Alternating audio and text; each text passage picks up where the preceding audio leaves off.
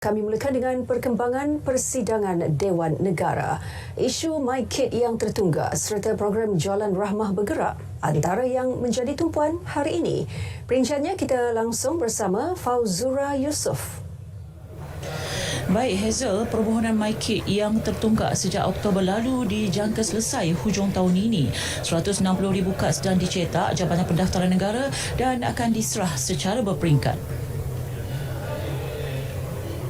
Kementerian Dalam Negeri melalui Jabatan Pendaftaran Negara sentiasa komited untuk menyelesaikan isu tunggakan permohonan kad MyKid. Dalam hal ini, ibu bapa dan penjaga boleh menggunakan CJ kelahiran bagi sebarang urusan dengan pihak kerajaan ataupun pihak swasta sementara menunggu kelulusan permohonan MyKid, dan agensi kerajaan dan swasta juga telah pun dimaklumkan untuk mengutamakan penggunaan CJ kelahiran.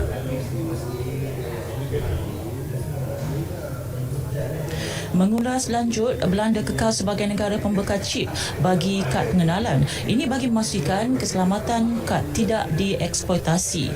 Sementara itu juga, program Jualan Rahmah bergerak telah berkunjung ke 1,873 lokasi di seluruh negara. Seramai 1.5 juta pelanggan dilapor hadir. Jelas Timbalan Menteri Perdagangan Dalam Negeri dan Kos Sara Hidup, Fauziah Saleh berkata, bagi menilai penerimaan masyarakat dan keberkesanannya, kajian impak turut dilaksanakan. 1,600 responden terlibat termasuk mengenal pasti kekurangan dan cadangan penambahbaikan akan datang.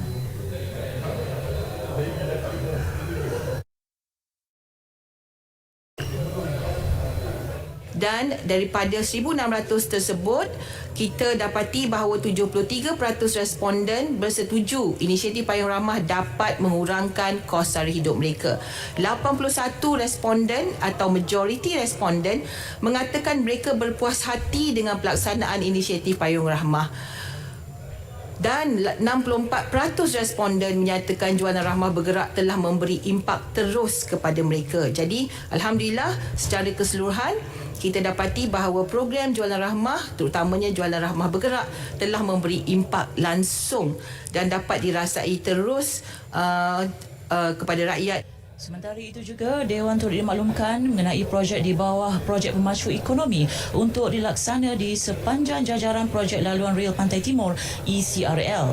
Jelas Kementerian Pengangkutan Transformasi Pembangunan ini menjadi nadi untuk aktiviti ekonomi, pelancongan dan juga perdagangan. Timbalan Menteri Datuk Hasbi Habibullah berkata, antaranya membina stesen ECRL di Kota Baru, di Bandar Baru Tunjung Kelantan selain Bandar Baru Tok Bali.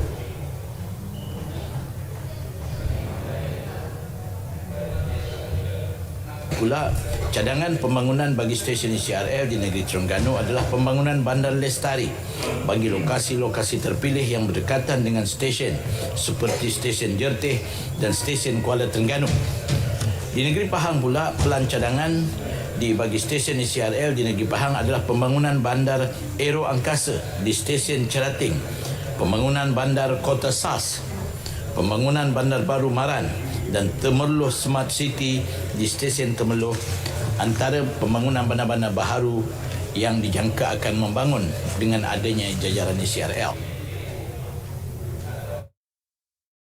Dalam pada itu, isu keseimbangan kehidupan dan pekerjaan pegawai perubatan dipandang serius Kementerian Kesihatan. Menurut Timbalan Menteri Datuk Lukanisman Awang Sauni, pengarah hospital perlu meneliti agihan waktu penugasan agar tidak menjejaskan kualiti kehidupan kaki tangan. Ke arah penilaian itu, kajian komprehensif juga sedang dilaksana Kementerian.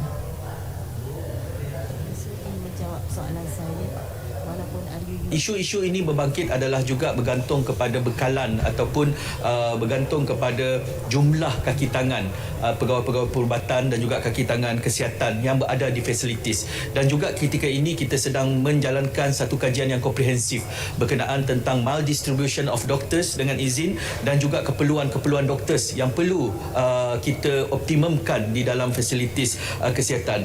Walaupun demikian, kita juga turut mengkaji berkenaan tentang perkara-perkara yang lain lain sebagai contoh di mana hospital ataupun hospital fasilitis kesihatan ini menyediakan ruang tempat rehat dan juga ruang tempat ongkol kepada doktor-doktor ini yang lebih selesa, yang lebih dapat memberikan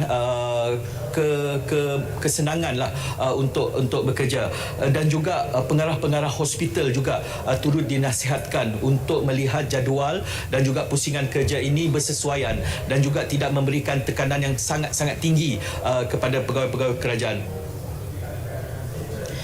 Baik, untuk itu sekian dahulu perkembangan Dewan Negara buat masa ini. Dari Sungai ke Segara, Palestin Pasca Merdeka. Kembali kepada rakan penyampai di Angkasa Puri. Silakan. Fazura, terima kasih.